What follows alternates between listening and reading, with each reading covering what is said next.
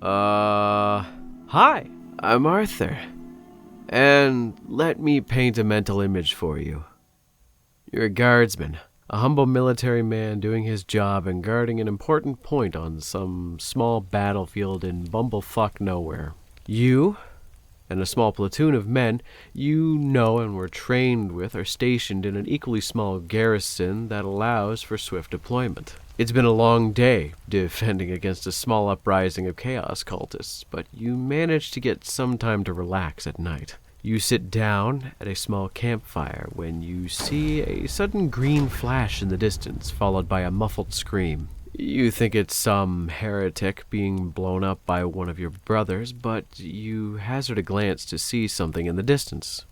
Rising from the ground, it resembles a skeleton made of a dull gray metal. In its hands, some kind of long scythe-like cannon with glowing green runes along its barrel. It pulls itself to its feet and points the weapon towards something near you, and in an instant, a bolt of green energy disperses from the firing end. Anything that bolt of energy touches disintegrates into its base components, being burnt to atoms. You raise the lasgun you had left by your side near the campfire to point it towards the enemy as you come to a standing position.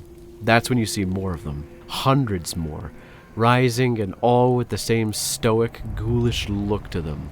You fire, but it just harmlessly bounces off of their metallic body without them even acknowledging you. You see more people in your camp begin to fire as you notice some of these metal men are wounded, losing arms, legs, or entirely being cut in half, but even still, they crawl on broken arms and walk on broken legs, all silently firing their weapons, atomizing your companions. Looking to your right and left, they are everywhere. A silent horde of metal undead. Like that, you are overrun and blasted into nothingness. Little did you know that this wasn't a localized event either. All around the world, this is happening, as the sleeping ancients of a dead civilization awaken to reclaim what was theirs. Now, my friends, that is what it's like to look at a Necron from the perspective of someone who isn't a Necron. Any mention of Necron in any codex that isn't the Necron Codex, like if they are an antagonist, that is usually how they are represented. These menacing, horrifying monstrosities that are unkillable and nigh unstoppable that will eventually overwhelm you with this stoic, ever-marching horde. If they are the protagonist, like if you're reading them from a Necron book, it's more like 1, 2, 3, 4. My baby don't mess around because she loves me so, and this I know for sure. But does she really wanna, but can't stand to see me walk out the door? Don't try to fight the feeling, 'cause the thought alone is getting me right now. Thank God for mom and dad for sticking together, 'cause we know how.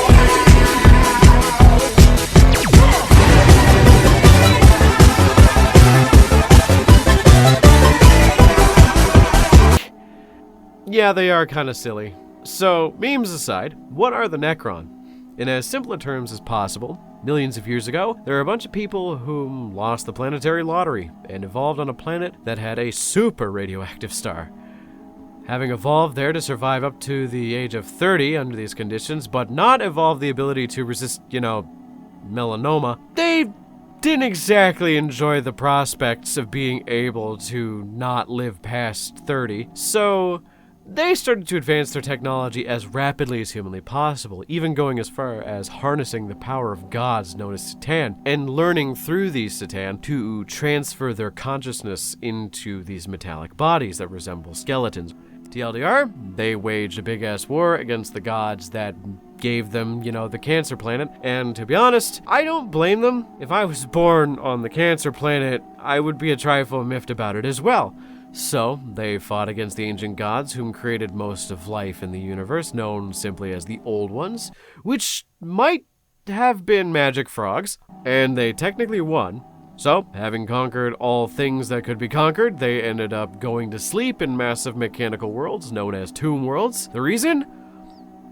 I don't think it's actually explicitly said. I'm pretty sure it's to sleep off the strife of the current conditions they were in, usually just wars that they just wanted to wait out, and take over a more easily conquered universe a couple million years into the future. So, after a couple million years, these tomb worlds collect dust and asteroids, ending up looking like a normal planet. Eventually, the Necron on the planet wake up from their slumber and usually kill everything on it. Necron are robot skeleton zombies that can reknit their robot bodies together with a living metal that makes up most of their body, known simply as the necrodermis. They are technically the most high-end army in the setting. They have world-ending technology. Like if they ever really wanted to go on easy mode, they could just band together and fucking annihilate the whole universe.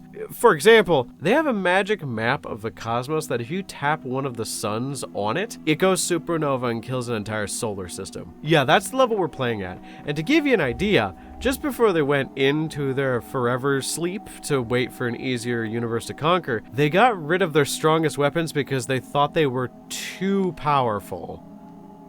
Yet the map that blows up suns is not. That's cool. That's not fucking terrifying. The individual rifles they use are often more advanced than the majority of the Imperium's current technology. They have a rich culture based on loyalty and have a very strong Egyptian aesthetic. They have their own politics, sciences, religion. They have enslaved gods and use them as Pokemon for their wars. And by use them, I mean if you're currently playing in 9th edition, I mean they are more often than not just using a shard of the Nightbringer. So that poses the question, why haven't they won the setting and killed everything? Aside from having not woken all of them up yet, it's kind of an odd situation to be in. They see the Imperium of mankind as a savage race with nothing more than primitive weapons. The way I see it is they see us the same way we would see a pissed off silverback gorilla holding a rock. Is it primitive? Yes. Is it dangerous? Very dangerous. Can we kill it easily? Probably, if we tried. There's references in some books that their shields don't work too well against solid torpedo weapons, as they are meant to block god-killing plasma bursts, not the space warfare equivalent of hucking a big fucking rock at it. So their shields basically have evolved to the point of being obsolete in the face of our rocks. Get fucked. Their aesthetic is cool, and they're divided into several different dynasties. Each dynasty is essentially a different clan or grouping of these Necron, each having their own pretty color scheme and different set of ideals as to how to approach the world and how to do about the warfare thing. You have like the Sutek dynasty, which are about uniting all of the Necron under one banner, and they're the easiest paint scheme in the entirety of Warhammer history. Then you have like the Nihilak dynasty, which are the shiniest and goldest and brightest Necron, and they have the fucking meme lord himself, Trazyn, whom I will cover in great depth later, I promise. You have the Novak dynasty, you have the Zarkan dynasty, you have so many other different dynasties that each represent different aspects of the culture. They all have different personalities on some scale, where the nobility class of the Necron, which is like the equivalent of like a pharaoh. They're called the Pharaon in this. Then you have like royal wardens, cryptex, technomancers. All of those are considered nobility. And as nobility, they have access to higher personalities. They are able to think and actually act almost as sentient beings for themselves. Then below that you have less complicated machines, like the warriors and just basically foot-slogging, mindless drones that do have a shred of their old personality, but not nearly as much as they used to. Then you get to like the constructs that are basically machines used to perform secondary tasks. Like you have canoptic wraiths, which are meant to repair dynasty ships and repair like tomb world stuff while the Necron are asleep. Same with scarabs, bunch of stuff like that. There are small subgroups that make up the Necron that are kind of their biggest threat right now. They are things that they hate, but they are things that they tolerate because of how good they do what they do. So the big one is destroyer cults. Destroyer cults are really fun, and I'm going to cover them a little bit more in depth and break down each one at a later date. But best way to see it is Necron, at least a lot of them, wish to go back to being made of flesh. They want to go back to the way things were. Some do. I suppose I shouldn't say most, but some do. And then there are those on the exact opposite end of the spectrum that like being a robot, like adding more bits to themselves as a robot, and they end up turning themselves into weapons of perfect killing potential. Guns strapped on guns, more arms. They don't want to look like a person because being a person sucks. These people are called the Destroyers, and they are kind of fucked in the head, seeing themselves as a machine. They have a lot of uses. Then you have the Flayed ones. Necron affixed with a specific disease-like curse that leaves them feeling an emotion that they have not felt in a very long time. Hunger. Now, I don't know if you're looking at the Necron that I have on screen right now. Those fuckers don't have a stomach, mouth, teeth, or anything. Yeah, it gets worse over time. And eventually, the hungrier they get, the more feral they become, slowly starting to modify their body to be better at killing and skinning things, and then they wear it. Yeah, Flayed ones are kind of fucked. Then you have the Satan shards, the Pokemon God shard things that they have. I'll go into all of this more later, but this is kind of a brief overview of what they all are. Now, there's a lot to know about Necron. They're one of the coolest things to discuss about the setting, in my opinion. So I know that I kind of cover them only briefly, but that's because I want to touch the basics so that I can go into the specific parts I like Traz in the Infinite. But I suppose that's a good overview for now. So what's your favorite Necron, or your favorite Necron dynasty? You could probably guess which one mine is, because I engage in a bit of tomfoolery from time to time, and thievery. Let me know in the comment sections what your favorites are. Also remember to like and subscribe as usual.